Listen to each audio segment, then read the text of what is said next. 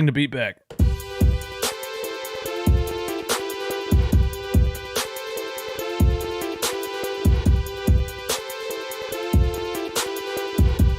Hit the like button. Hit the like button.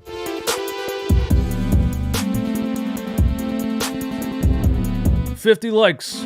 A minute and 50 seconds for 50 likes.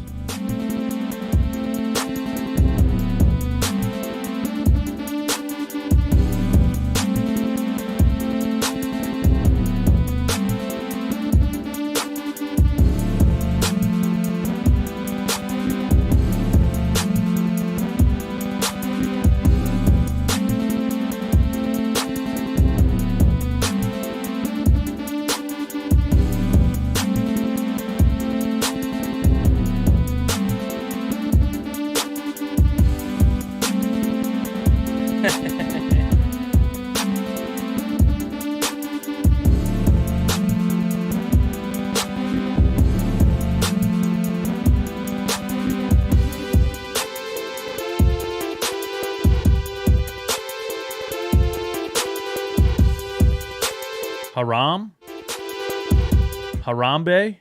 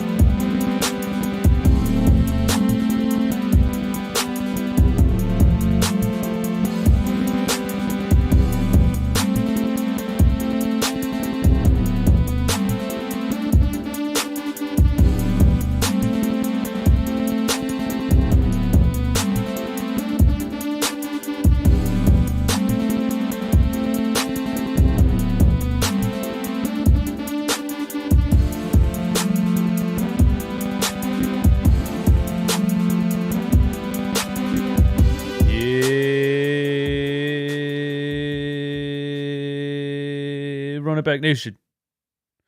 What is good? Greg, where'd you go, bro? There he is. Run It Back Nation, what is good? It is I, DJ Eastwood, Run It Back Philly. No frauds, no fanboys, no intros. And we have with us the insider, the source of all Sixers accurate, always 100% correct information and opinions. Sixers Greg, ladies and gentlemen. It's always an honor to be here, DJ. But my question is, are they opinions if they're always 100% accurate? They are, in fact, facts. In fact. What a day to be here, man. I feel like we haven't touched base in a long time. It's only a matter of time.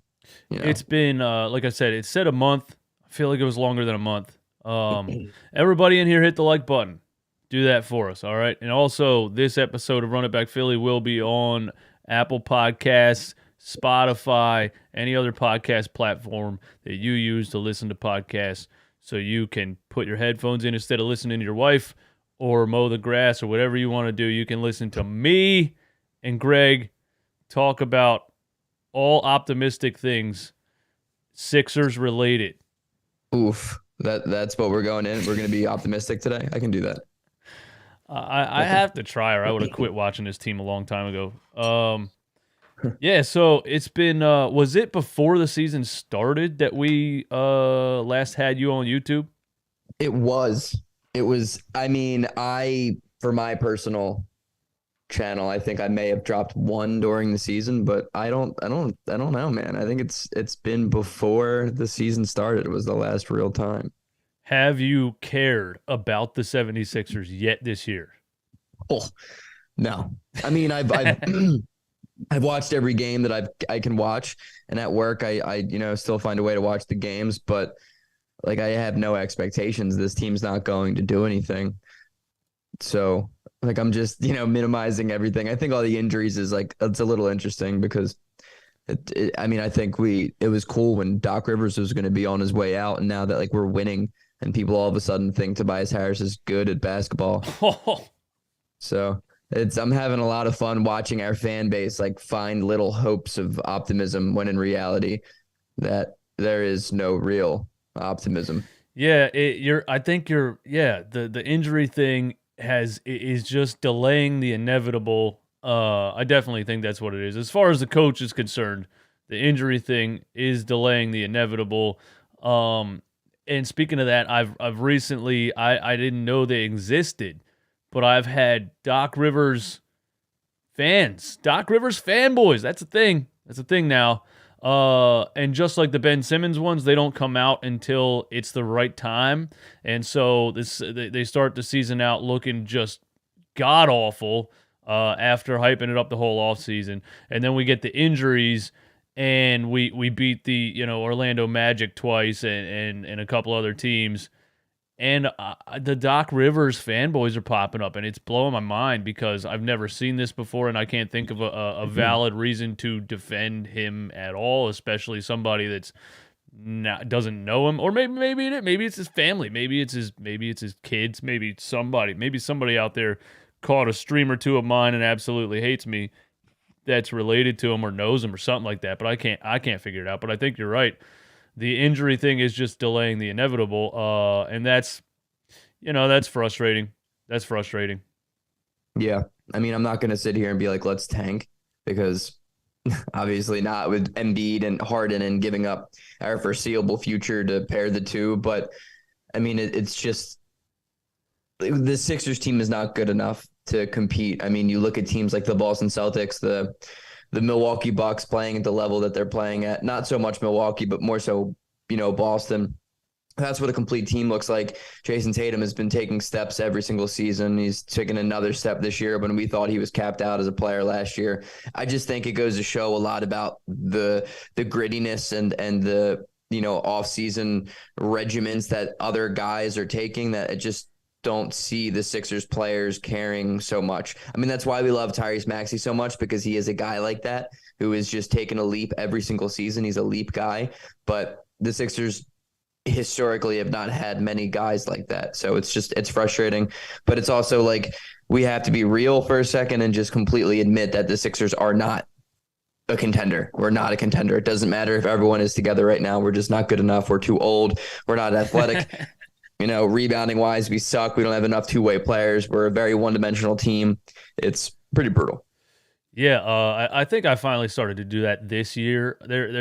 I told this story before. When I started on YouTube, I had this fear that, like, if I was ultra negative, people wouldn't watch the show and they'd be like, "Oh, this guy hates his own team and whatever." And a lot of them did that, and they still do it. But I've learned to just stand in the fire and say exactly what I think. Through all the Ben Simmons stuff, all of the seasons that he was here, which felt like 100 in a row, I would still kind of be like, listen, I think we can win even if this guy doesn't make any sense or whatever. But I was lying to myself the whole time. I really, really knew that I couldn't picture a basketball team winning an NBA championship with Ben Simmons as the point guard. And all of that came to fruition. But I saw last year that I can't see this team winning an NBA championship with Doc Rivers in charge. And then the beginning of this season, I start to see it's not just Doc Rivers, it's the whole like roster. Really, we were supposed to have depth. Then at the beginning of the season, we look like we're not deep at all. The bench was worse than it was last year. Then the bench comes around because they start to get. This is a good question actually that I'm going to ask you. Then the bench comes around because they start to get playing time because everybody gets hurt, and then everybody's like, "Look, we are a deep team. We do have bench players." So then I'm like, is it the roster, or is it the fact that Doc Rivers, with all the starters in a healthy squad, couldn't figure out how much to play certain guys? Which is also why I'm blaming him for everybody being injured. I mean, it's a lot. Like, I think, first of all, a lot of Sixers fans are going crazy about us winning without Embiid, Harden, and Maxey. But, like, look at the strength of schedule. We've played the literal dog shit of the NBA. Tobias Harris didn't really play that great. He had quarters at a time where he looked good, but like even the night that he had 25 and whatever, and he was still the third best player on the court. D'Anthony Melton and Shake Milton especially, Shake, I should say, especially has been like very, very good, but it's not sustainable against good teams. And it's also just like I love these guys. Like I like the bench. Shake's probably my favorite player. He has been for a few years, but he's just not athletic enough to be like a sustainable, really good dude off the bench. And he's, struggled with, his health. If he can be able to shoot the way he's been shooting, I think he's going to solidify himself as a real guy. But like the problem is once all of these dudes come back, it's going to just revert back to the same shitty brand of basketball we've been playing with Embiid on the court that Doc Rivers loves to play, and all of the fun ball movement, the fun grittiness that we've, fallen in love with over the past week and a half is just, it's not going to be existing anymore. So it's like, it's just a very short window of happiness for a team that it's not going to sustain that type of basketball.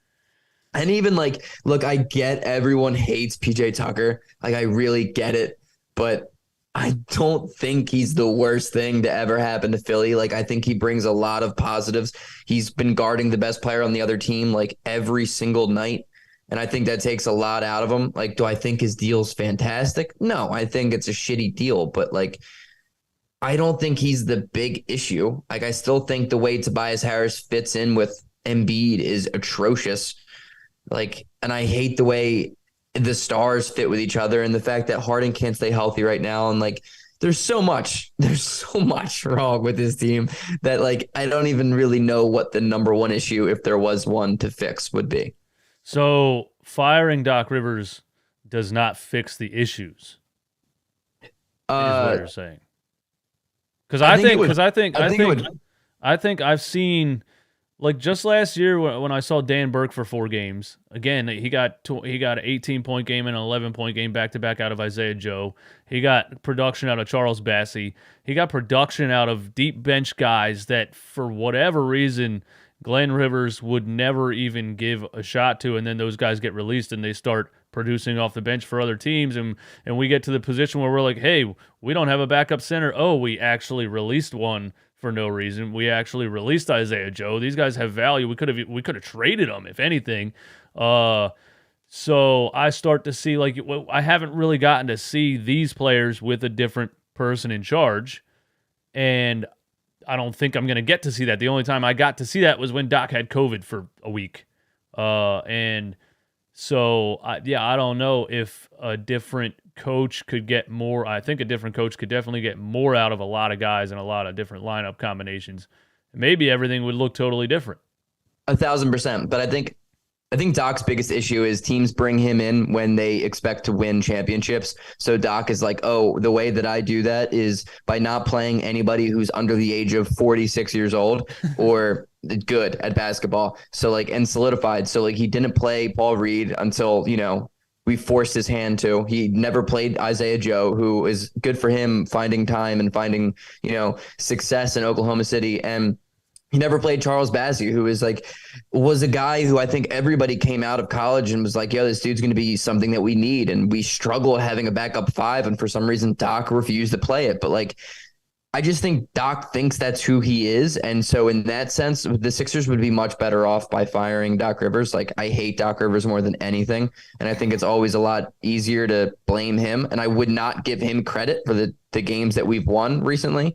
Like, he's done nothing about it. Like, his rotations aren't bad because he only has 9 guys available. Like, what do we expect the dude to do? Like, but my thing with Doc Rivers is the fact that like Harden was getting like 38 minutes a night with Embiid getting 37 and Maxey getting like 37 and a half. Like, no wonder these dudes go down and get hurt when all along we have these guys on the bench that can play basketball, and he just never seemed to like make any single adjustment. So like, yeah, I partially blame a lot of the injuries on Doc Rivers's like fact that he's just running these dudes into the ground. But I also just blame the fact that Doc Rivers never gave a chance to any of these kids who are finally, starting to play basketball.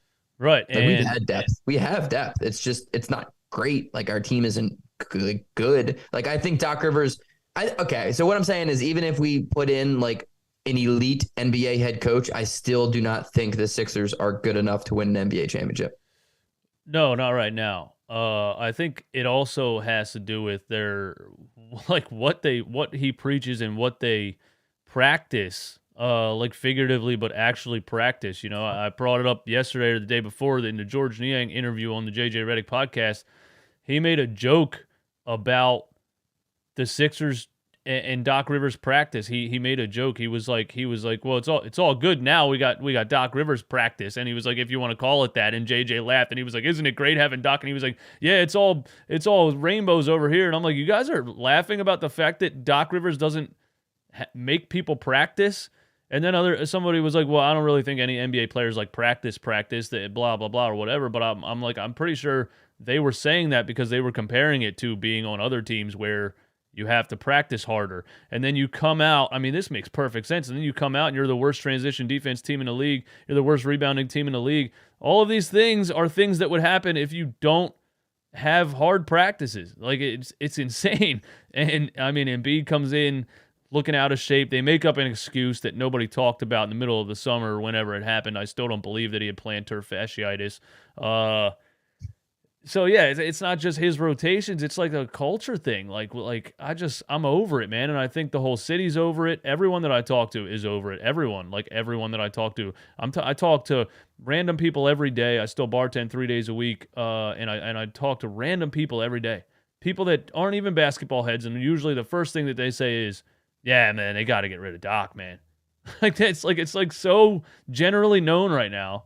And it was very close to happening. I was legitimately rooting against my own basketball team because I said, look, if we can just get smacked by 45 by the Brooklyn Nets in our own arena and the whole arena boos and it'll get really bad.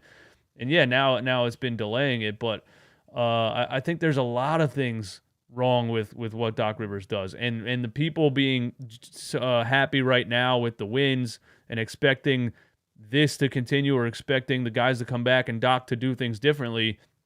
He's 62 years old. He's done things literally this way his entire coaching career. If people actually looked at his coaching career everywhere he's been, he's done things this way. There's no reason whatsoever to think that he's randomly going to take a step back and say, oh, okay, I should play the starters maybe low 30 minutes and try to experiment and give the bench guys some time and figure out some lineups during the season. And then when the playoffs come around, I'll know what to do. We witnessed it last year. He didn't do that the whole regular season. Playoffs came around. He had to panic play Paul Reed because everyone was yelling at him, who he didn't play the whole season. It was insane, and we're going to see more insanity very soon. Monday night, to be exact. Yeah. I mean, but also aside of Doc Rivers, like the Sixers team just isn't athletic enough. Like transition defense, like the teams that are, perennially pretty good at that are Golden State, are Memphis Grizzlies, teams who are athletic and just have guys who can run up and down the court. And the Sixers don't have any of them. Like, we just don't have guys who are athletic, and we don't have wings, especially, who can run up and down the court. And like, as much as we hate the PJ Tucker signing, I think Daniel House is just the dumbest shit we've ever done. Like, I really stand that signing, dude. I can't stand it. I can't stand it. I can't stand that we lost a draft pick to sign Daniel House. I mean, he's so bad at basketball. Like, he'll make one step back three a game, but he'll shoot 7 of them. His defense is lackluster. The dude doesn't do anything on either side of the court that impresses me, or that was like, oh, thank God we have him and we got rid of Isaiah Joe, or we got rid of X player. Like, thank God that we signed Daniel House, a guy who's been doing it mediocrely for like 8 years. Oh, thank God. I legitimately didn't know he was still in the NBA until they said they were signing Daniel House. I'm like, where's he been? I haven't heard his name since he played with James Harden in Houston. So frustrating. And we just have so many freaking guys, especially now as like Doc Rivers, like his big brained move this year coming into the season was, okay, let's switch everything on defense. And no wonder the first week of the season we got absolutely dismantled, because we don't have any switchable defenders. We have like 4 guys on the entire roster who can switch on defense. And yet Doc is like finally 2022 adjusting to what's been going on for the last 6 seasons in the NBA. He's like, okay, let's switch on defense. All right, who the hell is anyone switching with? The only dude that, like, a big guy that can versatilely switch is Paul Reed. And IQ-wise, Paul Reed does not always make the right adjustment, but at least he's athletic enough to just like find his way and like save up for the ground that he missed and, make up for the play. It's so frustrating, dude. I'm like, It's just our system doesn't fit the players that we have. Doc Rivers has no idea who can do what on his team. And instead of fixing a system around the guys that we have, he just continues to do what he thinks is right. But the thing is, nobody on this team can successfully do what he wants us to do. Yeah, that's true. I can't disagree with any of that. Mr. Rudy Poo, thanks for the super chat, man. There is no offensive philosophy, and we have too many guys who have no dunk packages equipped. Glenn is always the problem in every team he's been on.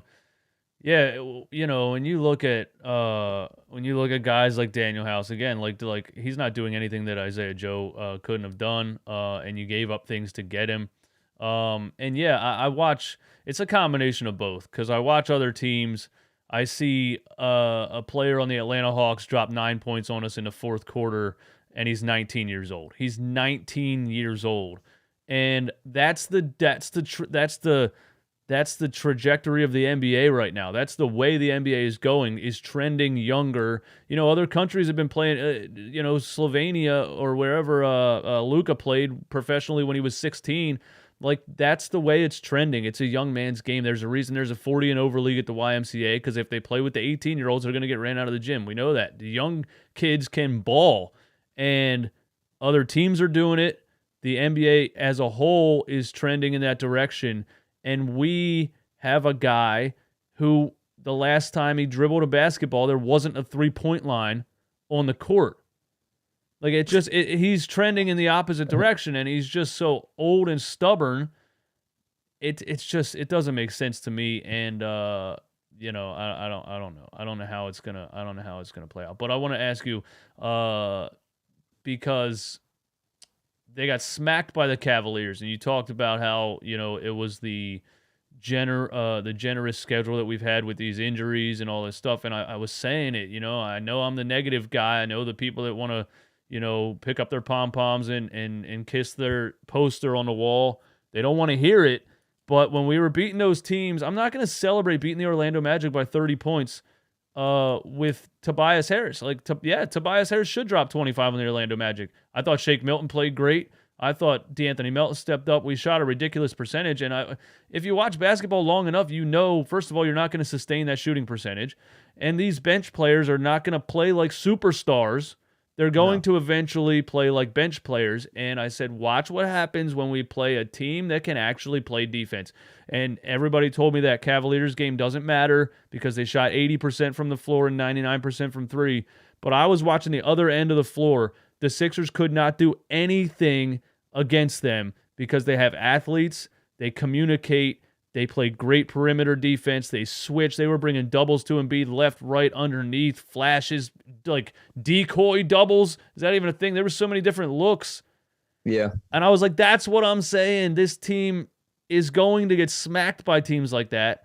And they got ran out of the building. And, because it was a 45-point blowout or whatever, I was supposed to treat it as like it didn't matter. But it was that blowout because of what happened in the first quarter. And it was awful. And yeah, I fear that the same thing's going to happen, when we play the Boston Celtics. You know what I mean? And it's like, yeah, we can be upper echelon of the middle of the pack if you want to, but the goal is to be able to beat those teams. I think the frustrating part to me is that when the playoffs come around, mostly everything we say right now is like it kind of goes out the window because the game changes a bit. Like, it becomes more fourth quarter isolation heavy, and it becomes more like constricted minutes for the top guys, and the rosters are, they're cut in half when it comes to like sharing minutes to guys. And I genuinely believe that the Sixers have enough like top talent to be good in the playoffs, but I don't know. Maybe it just doesn't fit. Like, maybe and which sucks because I think Harden and Embiid, this is another gripe I had with Doc, but like, I think their pick and roll has the chance to be like super legit. Like, I think it is like it statistically is very good. And I just think we don't run it enough. And I think that I think it could be really, really, really good, and especially in the playoffs. And I think that like Embiid is good enough in the playoffs to, win us games and carry us a little bit. It'll just come down to like just filling out the rest. But I just don't think the fit's there. And that's what makes me feel so weird about the Sixers team because, like, 90% of me is like, this team's not good enough. Like, this team just simply is not good enough. Everything around it isn't, good enough. The coach sucks, everything, blah, blah, blah. But also 10% of me is like, I still think we're a better contender than the Cavaliers, which is crazy because the Cavs work. Like they're in unison together. They all bought into the system and they all play really well together. But I just don't think they have a guy. Like, I don't think Donovan Mitchell is that playoff guy outside of that one series he had against Jamal Murray. I think it was the bubble, but like, I don't know, man. I just, oh man, I just wish that the Sixers could do something. And I think it's going to start off by just like revamping the lineup and trading Tobias Harris more than anything in the world. So Tobias Harris must be traded at the trade deadline is what you're saying. Yeah. If Tobias Harris is here after the trade deadline, we can all just turn off our TVs, boycott the season because the season's over. I had a conspiracy that in that Cavs game, he started the game 0 for 7. He was getting completely manhandled and punked on the offensive side of the ball. He couldn't get in the lane. He couldn't do anything he wanted because he couldn't single out some nobody G League player on the Orlando Magic to back him down for 20 seconds. He was playing legitimate talent. He was playing legitimate athletes. He couldn't get in the lane. He couldn't put up his weak little floating layup. Wasn't even getting to the backboard. They were smacking it out of bounds and basically laughing at him. I had a conspiracy that he went out at halftime and they said he was sick. I've never seen a player look fully healthy on the court and just stink it up for 2 quarters and then say he's sick. He's not coming back. What? So I think, and I was kind of joking when I said it, but I'm starting to think it might be true. I think Daryl was like, get him out of the game. I got a couple trades lined up. I'm working on some things. He showed some great things in the last couple games. This can't happen. Get him out of the game. Dude, I promise you, Daryl Morey's not going to sit on his ass and this team stay the same if we continue to be how bad we've been. Like, dude, if anything, he's going to just blow this shit up. I feel like he sat on his ass a little bit this offseason. I know he signed a couple guys, but like we were looking at, I mean, he sat on his ass on the Ben Simmons thing forever because he wanted James so bad. Yeah, but that's a totally different situation. Like, I think he's on the hot seat as much as anybody I think can be at this point. Like, this is his big experiment. He's got to make sure this shit works because if it doesn't, like, what is the incentive of keeping him? You know what I mean? I just think that Tobias Harris, like, dude, his issues have been the same since the moment he came in here. He's too slow to play the small forward position because he's going to get outran and he's just not good enough defensively to be lateral quick enough to like stop people. So he's too slow to play the 3, but then he's also too small and too big of a bitch to play the 4.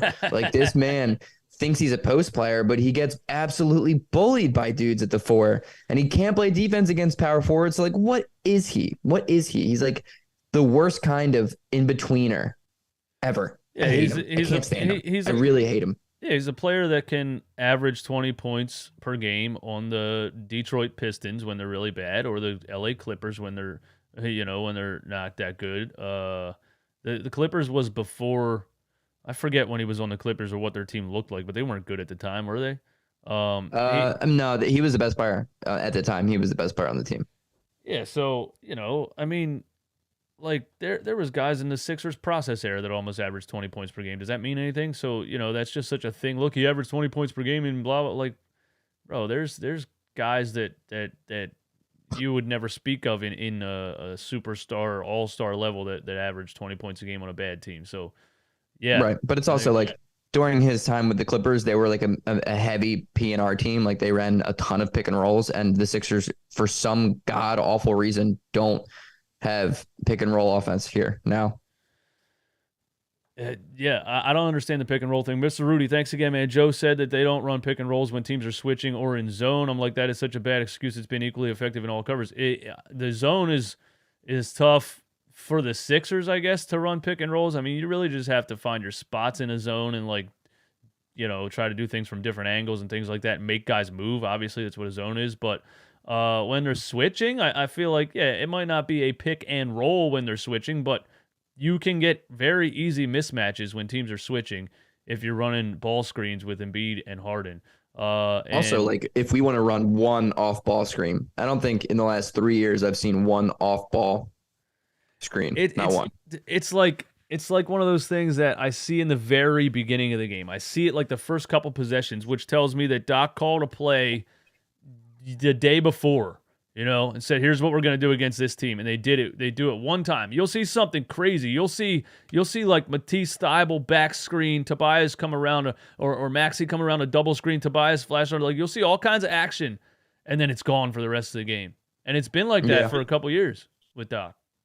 Yeah, I don't think we run enough pick and rolls in the low post for Joel Embiid, especially because I think like giving his man the pick and Embiid immediately getting a mismatch that far down into the paint, like the defense, it's too late for the defense to react. I just don't think we move. Like our offense, no one moves. We don't move. No one moves. There's no ball movement. Nobody moves off ball. Nobody sets screens off ball. No one like runs and tries to cut. The only dude that tries to cut is Matisse Thybulle, and he has the finishing skills of like a backup point guard in freshman basketball. I don't know. Yeah. So, Aaron Cabbage, what's up, man? I haven't seen you in a minute. I think you've been probably not tuning into the Sixers like most of the fan base. I compared it to the Phillies with me when I was talking about it earlier. I said it's like when Bryce Harper broke his thumb or whatever and was out for a month. I stopped watching the Phillies. That's because I'm a fair weather Phillies fan. I'm not going to watch. I just am. I'm not going to watch baseball if that guy's not in the lineup. And there's a lot of people that, there's at least half of the fan base, the mainstream fan base. I don't know what to label it, but there's a shit ton of people that Harden goes down, Maxey goes down, and they're like, yeah, I'm not watching. Let me know when they come back. You know what I mean? So the viewership is down. The numbers are down. Nobody gives a shit right now. It's tough. It's tough for us. It's tough for me. It's tough for RB. It's tough for a couple guys to try to cover this team, knowing that like who actually cares right now until those guys come back. But Aaron says Donovan Mitchell is 100% that guy in the 2021 playoffs. The year after the bubble, he averaged 32 on 44.7, 43.5, 82.9 splits on 11. Look, I think the Cavs are very scary, and I think the addition of Donovan Mitchell puts them maybe over the top. Probably not this year because it's their first year, totally together. I could see this Cavs team, man, when they get Jared Allen back too. Are you serious, bro? I could see this gonna be huge. Their defense is gonna be elite again. I could see this Cavs team winning something in the next 3, 4, 5 seasons if they can, keep it all together and work on things and pay everybody and things like that. I definitely can. I'm a big Donovan Mitchell fan. I have been for a long time. Darius Garland, bro. Darius Garland 2020, is amazing. Just imagine if we got Garland or Tyrese Halliburton. We would not be struggling right now. Well, were the Cavs I don't think they were offering Garland. They knew he was a stud from day one. I don't think he would have ever been on an offer sheet for Ben. Nah. Dude, you mean all-star Ben Simmons? Nah, he would have never been on the offer sheet. Darius Garland's he was toying with us, man. He was throwing passes behind his back, behind his head, throwing no-look alley-oops and dancing off the court. He was playing like he was at the park on a Sunday afternoon. It was embarrassing. The beauty of playing against the Philadelphia 76ers. But, we don't have our guys at all. If we look at like the playoffs last year, if Embiid doesn't break his face, I think this team looks terrible right now. But I have to look at it this way too. If Embiid doesn't get hurt right there, we take that Miami series, and this team is supposed to be better than that team was. This team is supposed to be deeper than that team was. I was pretty much blinded by the Montrezl Harrell signing. I thought he was going to bring a dog mentality, but Romp was 1,000% right about Montrezl Harrell in today's NBA. He just gets ran off the court. He can't guard anybody, and it's a layup drill. So that's out the window. So the only real dog that we signed is 38-year-old PJ Tucker, and what did we do? I love Anthony Melton, but I guess that's really it for the all-season signings and how we changed the team from last year. If you look back, though, like there were a lot of analysts, Eric Lowe, a lot of people who were saying that the Sixers did enough. and the Sixers had a good offseason. Like they just filled out the margins. I did. I thought Michael I Wilbon. sat Did you hear here. Michael Wilbon on TNT pregame last week before the net? No. I wanted to throw up this guy. Well, first of all, they bring him on, and you can tell he doesn't watch basketball. He's Michael No. Wilbon. He's like almost 70. He golfs and he goes to sleep. And he tries to hop on and talk about the NBA. And he was like, the Philadelphia 76ers definitely have championship material. He's like, they got the role players, they have the coach, they got the superstars, they got everything. And I was like, what is this guy smoking, bro? This team does not look like a championship level team at all. Anyway, No.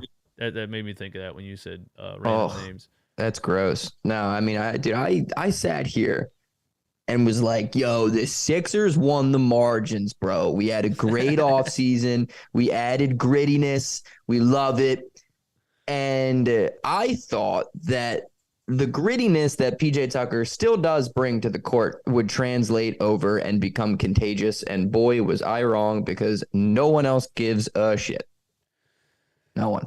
But realistically, like we get Embiid back. He's at an MVP level. He stopped trying halfway through the first quarter of the other night's game. I mean, once I saw Darius Garland do a finger roll right in front of his face and he didn't jump, I was like, all right, for whatever reason, Joel doesn't care about this game just like everyone else doesn't care about this game. But you get Maxey back, you get Harden back. I know we've been saying if everyone's healthy for like a long time, but if everyone's healthy, they should be able to compete, even with Doc, because in the playoffs he's running an 8-man rotation anyway. If Right. you have a strong starting lineup, I don't know about PJ Tucker and Tobias Harris playing both in a starting lineup. That's two power forwards on the floor together. But I think you should have enough talent to compete. Like, are you saying compete for like a Eastern Conference Finals? I think my fear is that they do actually have enough talent to get to the Eastern Conference Finals, because then that'll be another, reason for another year of Glenn. Well, he got you to the Eastern Conference Finals after all of the things they went through. But like on paper, they should have enough to compete. And the Harden, I look at the 4 games that he first played with the Sixers, man, and they were just like, it looked like, oh my God, this Embiid Harden thing is going to be unstoppable. And that went downhill last season, but Harden came back this year. He looked a lot better, and then, rolled his foot or ankle or whatever it was. But I think if they're all healthy, the roster's good enough. I really think the roster is good enough, man. I think it's the decision maker that I don't trust. Yeah. No, I mean, like if you look at on paper and you put our roster up against Boston, Milwaukee, like we're not that much worse, if we are worse, like at all. You know what I mean? Like we should be just as good. We have 3 guys who are all-star level players, and then Tobias Harris, who can pretend to be once every 38 games against a team that has 6 wins. But like we have no cohesion. There is no cohesion there's no flow. There is no like togetherness. Like none of the guys play together. It's all isolation basketball. And even like I love Joel Embiid. I think he's fantastic. I think he's the best player to have ever played in the city of Philadelphia in my lifetime. But like I just don't really know how reliable isolation big man basketball is in the playoffs. You know what I mean? In your lifetime, how old were you in 2001? 6. Okay. So all right. That makes sense. Okay. Because I still think, is Embiid not better than I think Embiid's better than Allen Iverson when it comes down to like what he did for the team. No, not at all. But it was a different era. I just think like and Joel Embiid is like he's really, really, really ridiculous when he wants to be. This is good. This is good. Let's make this a topic. This is good. Let's make this a topic. We're jumping into topics. Let's make this a topic right now because this is good. And I guess I want to give my opinion on that. Who do I think is better? I think the 2 best. I mean, I obviously I wasn't watching basketball in the 70s, but Dr. J and Moses Malone and those guys were running the NBA for a couple years, and they won it in '83. Then they drafted Charles Barkley once those guys started to fizzle out. They never put anything around him and traded him. They never put anything around Iverson. But who's the three best of all time is Iverson, Joel Embiid, and Dr. J, I think. I think a lot of people would agree with that. The old heads hate Joel Embiid. They would say, no, it's like they would say a whole bunch of names, Andrew, Tony, and everyone else. But who's better? The Sixers had Larry Brown. Yeah. You know, and I think that has a lot to do with how far that 2001 team went, because they didn't have an overpowering roster. They had Allen Iverson and a bunch of role players, but they knew exactly how to make that work. And Iverson was coming off end around double screens left and right, like more than Steph Curry does. Like every single possession, this guy was running from the right side of the court all the way around under the basket, around 3 or 4 screens to the other side. It was like they exploited the hell out of it, and he never, ever, ever stopped moving. If the Sixers had someone that I think could take more advantage of the players' strengths like that, then I think Joel Embiid could do with this roster what Iverson did with that roster, probably. So, but talent-wise, who do I want to build a team around if I was building a team? Yeah, no, I got to take Iverson. I also don't see the fight every single night from Joel Embiid like I did from Iverson. Exactly. That's the big difference maker, I think, for the two. Like, I mean, obviously I wasn't really old enough to really firmly remember prime AI. Like, I remember AI, but it was more of like the aftermath. But it's the fight, man. It's the fight. Embiid just doesn't have that, I don't think. I do, but I mean, I think when it comes to talent wise and like overall player, I don't think it's relatively close. I think Embiid's the greatest Sixer of all time. We could play devil's advocate with that though, because you know Joel I think tries to being as big as he is, and he tries to load manage himself at the same time. You know what I mean? When you're Iverson was realistically 5'11", 160 pounds, and he was injured. He got a lot of ticky-tack injuries, wrists and sprained ankles and things like that, but there was no load managing back then anyway.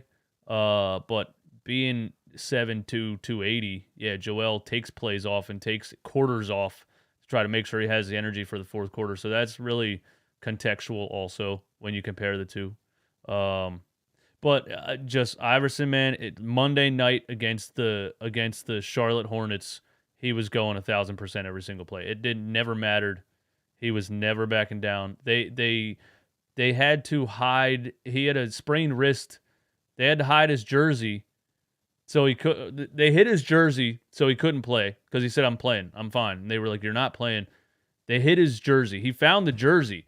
They hid his shoes. They hid his shoes. He sent an assistant down the street to Foot Locker to buy him new shoes to play that night. Yeah, he was insane. But hey, we at least we have a talent like Joel Embiid, who is at least the greatest talent since Allen Iverson. So it feels good after a lot of years of not having a superstar to have. And like that's what makes these conversations so difficult to have about this team, because like we have a guy who is a top 6 guy in the NBA, and the only way you win in the NBA is by having a top 6 guy. So like we should be right there. You know what I mean? Like we should be right there. And Harden, like when he is healthy and playing, I still believe he's like a top 20, 25 guy.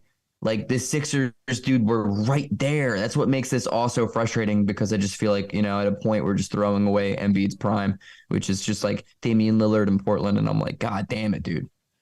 Yeah. So first of all, Bernard Winkleto says Doc would have been perfect coach for Iverson. They would have never practiced and played AI 38 minutes a night. You're 100% right. If Doc was the coach of Allen Iverson, first of all, wouldn't have ended up as great as he ended up, because he didn't necessarily have the work ethic. Larry Brown was always on this dude. Larry Brown did not care who you thought you were. If you were a star, if you had a Reebok commercial with Jadakiss, he did not care. Iverson came back from injury one time and came off the bench and he was pissed off about it. And he said it in a post game interview. He was mad. He said, "I'm a superstar. I'm supposed to be coming off the bench." He was like, "I'm not coming off the bench." He was mad about it. And Larry Brown said, "You're coming off the bench. We don't have that kind of coach. We don't have a guy that's going to do that to people." I wish we had that coach because he would have benched Ben Simmons 2 weeks into his Sixers tenure. You know what I mean? But moving on from that. What do you like? So this is going nowhere. Doc Rivers is eventually going to get fired. Tobias Harris has to be traded. But basically, it's the reason people lost interest in this team so far this season because we're saying the same things we were saying in the offseason. Nothing. We're doing another season with the same thing. So people are now bored and they're like, fuck this, I'm not watching. What happens then at the end of this season if the Sixers get bounced in the second round? What happens? Like, realistically, what happens? Because Doc still has 2 years on a contract at $25 million a year also. No, I mean, they'll find a scapegoat. The scapegoat will probably be Doc Rivers. Like, it's probably going to be Doc. He's probably gone if the Sixers do what they've done for the past couple of years. But I don't know, man. Like, I don't think we're there yet. I don't think we're going to be there this playoff run. But, like, say this happens again next year. How many more years is Embiid going to take until he's like, just get me out of here? I'm starting to get to the point where part of me is like, you never give up. You always continue to try to build around Embiid. But you are capped out. You have no draft picks. You have no future outside of Tyrese Maxey, hopefully being great, and then a pick in 2029. So I'm getting to the point where I'm like, if this doesn't work, not this season. This season, I think if this doesn't work, Joel Embiid might request a trade anyway. But if this doesn't work and then it doesn't work next season, I'm saying, listen, Joel's 29 at his size, being injury riddled his whole career. If you can still get a haul for him at 29 with this whole process being a failure by then, I would do it. I would do it after next season. I would definitely pull the trigger. And look, the Jazz got 17 first-round picks for Rudy Gobert. I would like to think we would get a haul for Joel Embiid. But he's been so injury-prone, I don't know. Yeah, I don't know, man. I'm right there with you, kind of. Like, I would I'm not against blowing it up, but like I'm against like giving up, if that makes sense. Because I think like if the Sixers can come this close, like we are very, very close. I really do believe that. And I feel like you need to know that you've exhausted every single like situation and opportunity and possibility before you just give up on it. And I don't think Daryl Morey would be here if we decide to blow it up, because he's not a blow it up type of guy. He's more of like a let's build it up type of guy. And I think there would have to be a lot of like upheaval in this front office. Like, we'll really have to just switch guys, like, and get a whole bunch of new dudes in here, like front office and totally revamped and changed, because like, I don't know, man, I'm also not against it, but I don't know, because we don't even have our own first round picks. So like, why would we trade everything? Like, yeah, we'll get other draft picks from other teams, but like, we'll still be the worst team in the NBA, a bottom 5 team in the NBA, and we won't even have our own picks. So it's just like, it's a lose-lose situation. I think the Sixers are within the next 3 years probably going to either win a championship or blow everything up. Like after the next 3 years, I mean, but I don't know. Like, we need these picks. Like we gave everything for James Harden, and it's frustrating.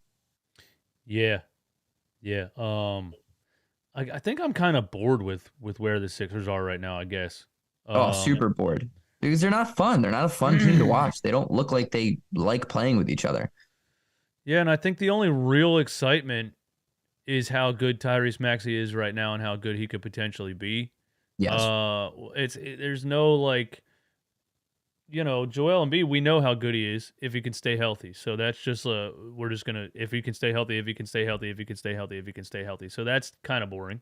Right. Harden, he looked better this season than he did last season, but he's not superstar level, and he's not going to get to a superstar level, and he's not going to, so that's kind of boring. I'm kind of bored. So And if it's Harden's not really like a sixer. yeah, not You like know what I yeah. mean? Yeah, James Harden, but like he's not really one of our guys. Like he still isn't really. It just doesn't feel like he's like one of our guys yet.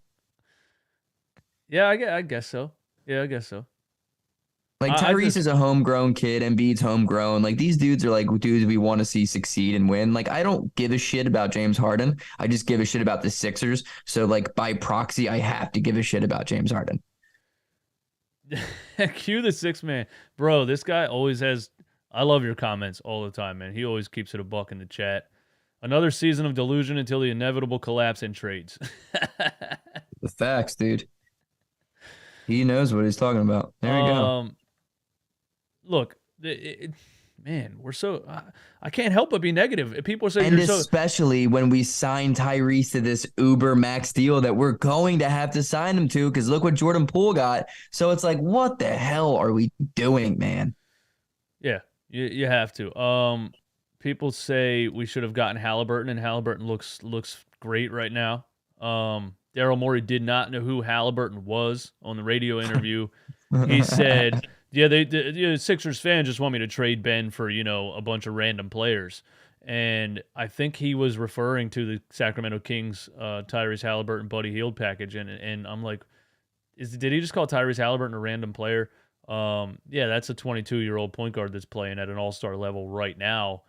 That would be nice to have, and that would be exciting, because he's that young. So you could be like, hey, if it doesn't work, look, we got this for the next blah, blah, blah. But I guess it's like an anxious feeling because it has to happen. This has to work like now-ish. Exactly. Or we're, But that's the thing. Like, instead of possibly having like a 6-7 year window, Daryl Morey opted for like a little bit higher of a percentage chance of winning a championship in a 3-year window. So like, I get it. I understand why he did it, and it's so much easier in retrospect saying we should have went out and got Tyrese Halliburton because he just put up the first 60.40 assists, no turnover stretch since Steve Nash's MVP season. Like, I get it. And he leads the NBA in assists per game. He's awesome, dude. We all loved him. Romp was a big Tyrese Halliburton guy, but it's so much easier to say it now given what we know, but Mr. Rudy. I think the move should have been, or even if it wasn't Tyrese Halliburton or whoever, I think the move was trading Ben Simmons for multiple pieces, one with a little bit of a high upside type of guy, rather than trading Ben Simmons along with our best shooter and just like draft picks, like unprotected draft picks for a guy who just isn't what he used to be, Yeah, well, I mean, we were one of the best rebounding teams in the NBA, and I think we were at one point the best rebounding team in the NBA when we had Andre Drummond backing up Joel Embiid. Because I mean, come on, you got a guy for 15 minutes a game that's just coming in, getting every single rebound that even comes off the glass. He was having like 12, 13 rebound games in 15 minutes. It was nonsense. And a couple of games that he filled in for Embiid, he had 24 points and 22 rebounds. He was insane. Rebounding, and yeah, I mean, Seth Curry's a sniper and combo guard off the bench. The other night he dropped 29 off the bench for the Brooklyn Nets. And we don't have a sniper like that coming off the bench. There's no Joe Harris. There's no name any other bench 3-point shooter that's a threat to get hot and really heat it up from three. Our 3-point shooting isn't really that bad though. Like, I don't really think that's a problem for the Sixers. Like, I think we're pretty decent from three for the most part. Yeah, we just don't have any athletes. We don't have any athletes at all. No, like Niang can shoot the three, but the man can't do anything else. But why would we go this whole offseason without targeting young athletes? Again, that's the trend of the new NBA, That's why I liked the Melton pickup so much, because he is that. And like, dude, we love Melton. Melton's been good. Like, he is a bit of a shot chucker at times, but like, I think he's been a great addition for this team. We just need more of that. We need taller DeAnthony Meltons, because like Melton's like 6'1", 6'2". Like, there's just not so much you can do with a dude that small. Like, we need to go out and get like 6'7" DeAnthony Meltons. Yeah, and it seems like every other team gets them all the time. Like guys named Okongwu, I feel like every team has an Okongwu off of their bench that's gonna almost dunk from the free throw line on a fast break. Like I just see so many, Right. I see so many insane athletes. And here we are with Matisse Thybulle, who is an insane athlete, but just can't figure out the simplest things. He's on a fast break with I think Karis LeVert not even in front of him, but off to the side, and he tries to do an up and under reverse layup and misses it. And I'm like, bro, dunk the ball. What are you doing? Matisse is like mentally unhinged. It's so much fun to watch because you have no idea. He's like the Joker. If the Joker was in the NBA, he would be Matisse Thybulle because you have literally no idea what you're gonna get. It's just chaos. It's just utter chaos watching that dude try and play back. I'm like, dude, you're in the NBA, and I think you know nothing.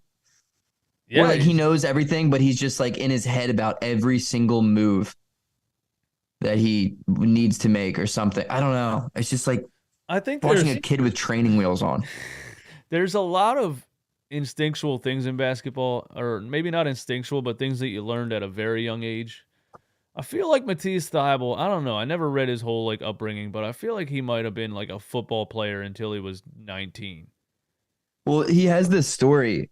His vlog. I don't know if you've ever seen his vlogs. His like Olympic vlogs. They're actually pretty cool. He's a great YouTuber. The dude should stick to doing YouTube. But his probably make more money in the NBA, but yeah, man, his vlogs are pretty solid. But he talks about how like in high school and even like in the beginning of college, he would struggle. No, it was in high school. He would struggle doing he would always get fast break steals, but then he would miss every single layup because he didn't know how to do layups until he got to like being tall enough to dunk.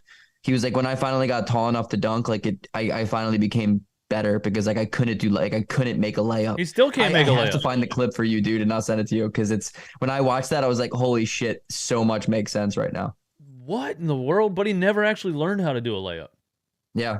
No, he was like, he used to get like stage fright where like he would airball layups on fast breaks.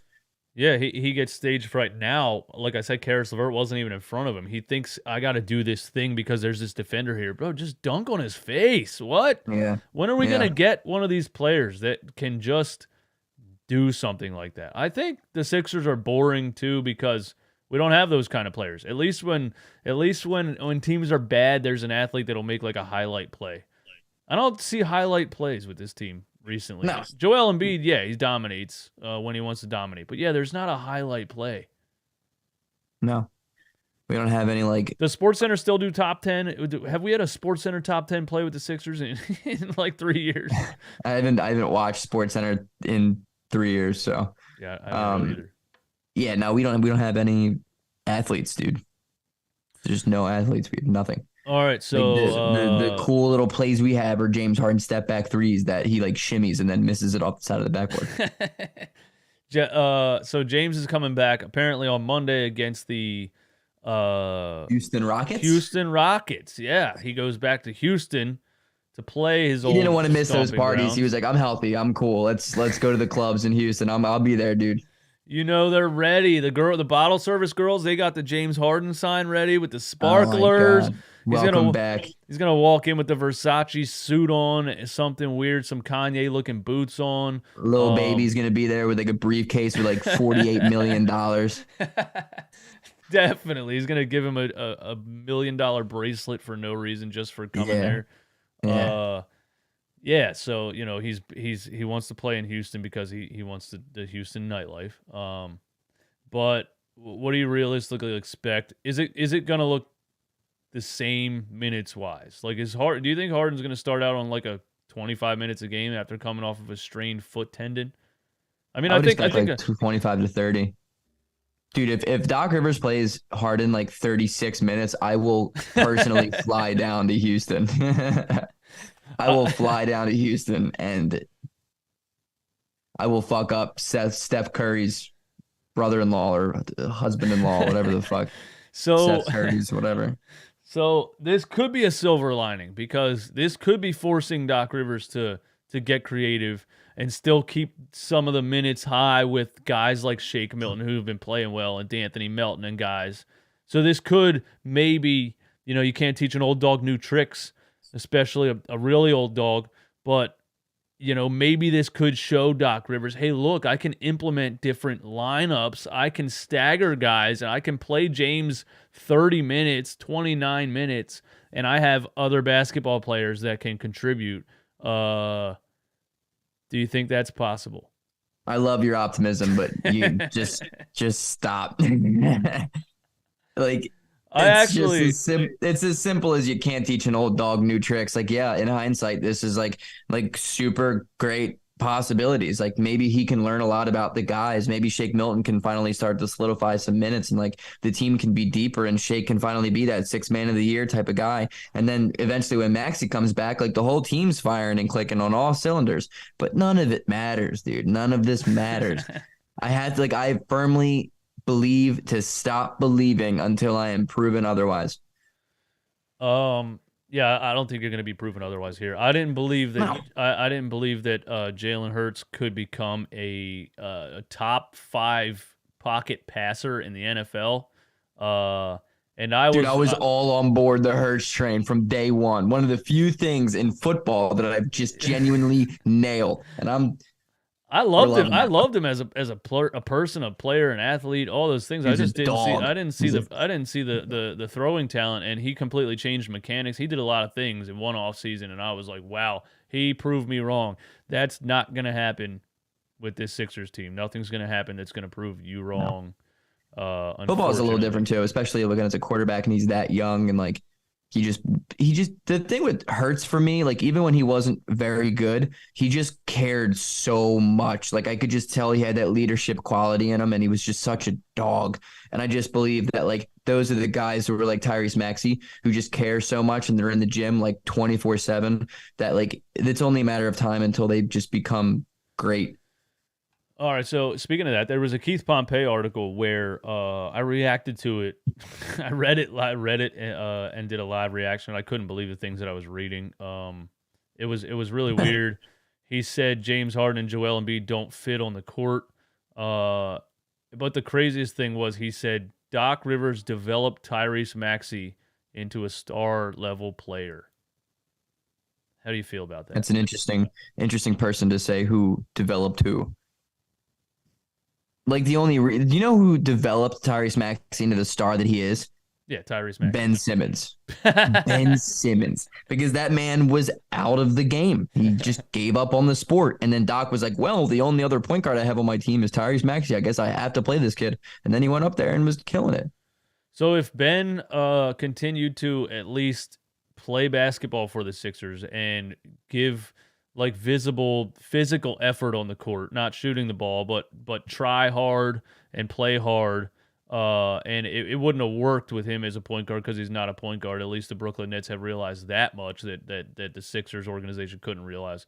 But if Ben was here and playing, Tyrese Maxey would not be what he is right now. Bingo. Not even close. Because of Doc Rivers. Yes, 100%. Because he would have never had the opportunity to even notice how good he was. And then he would have played him as a backup point guard at best for like 12 minutes a game. Yeah, I think you're right. I mean, I remind people all the time some of the crazy things that he did. One of the craziest was that playoff series where we're searching for point guards because Ben's not one. I've seen this for a couple years now. Brett Brown had to start T.J. McConnell when we were getting swept by the Celtics, and that's the only game in the series that we won because you needed a point guard. Even if it's only T.J. McConnell, at least you have a point guard. So that Atlanta series, Doc's searching for a point guard. He plays Shake Milton in the game that I was at. It was game 2, I think, and he carried us in like the third and sparked a run. And he played Tyrese Maxey in game 6 in that same kind of role off the bench, and he sparked a run, and we force a game 7. And in game 7, you can't make this up. He played George Hill all of the backup point guard minutes. It's insanity. That stuff is insane, and people don't understand how insane that is. That decision alone is a fireable offense. The George Hill didn't even have a role on this team. He didn't even know where he was supposed to be. Probably didn't even have a locker. And he played him at all the backup point guard minutes in game 7. I couldn't believe it.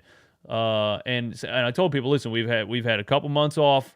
That was 2 years ago. That wasn't even, that was his first year here. Obviously, they're not going to fire him year one. What happened last year happened last year. And I told people, listen, we had a couple months off, but you guys are acting like you forgot how batshit crazy this guy is. Season starts, and everyone's like, what the hell's going on? I told you, bro. It didn't even take 5 games for Doc Rivers to be a crazy person.